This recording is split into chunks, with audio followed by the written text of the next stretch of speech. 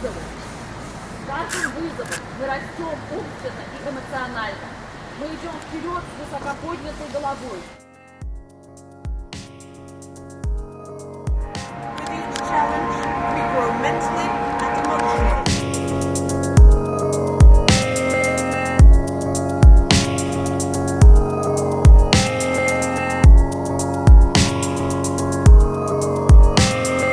Показать свою солидарность с нашими соотечественниками, каким бы незначительным мы ни казались.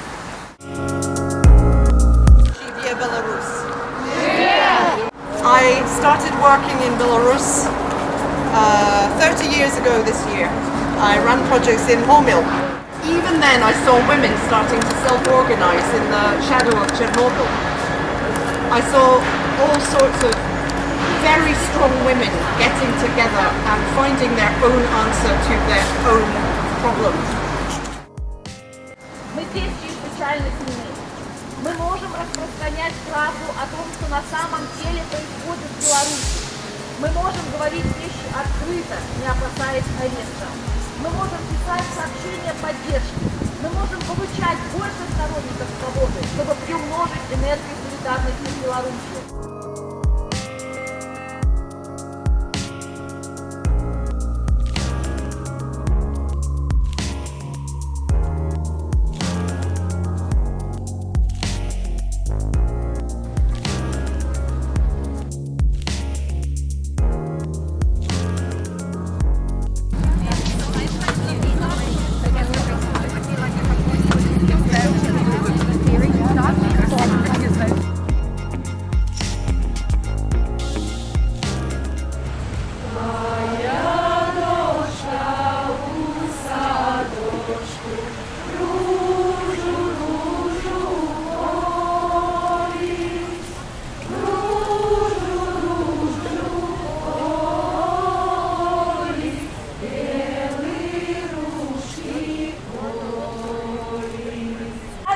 Lubevskaya is a journalist of Nasha Niva newspaper.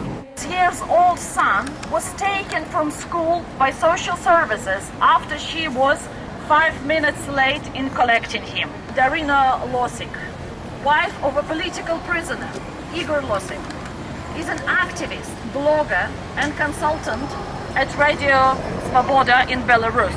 Tatiana Mitskevich, her 16-year-old son ended up in the intensive care unit. Sarina Malinovskaya, a 19-year-old pregnant woman. During the interrogation, she was hit in the stomach and as a result, she lost her child. Fatima Kamara, the mother of 5, was arrested on her way to the theater performance, which happened to be on a day of peaceful protest, and she was holding a red and white umbrella. Живе Беларусь! Живе Беларусь! Живе Беларусь! Живе Беларусь!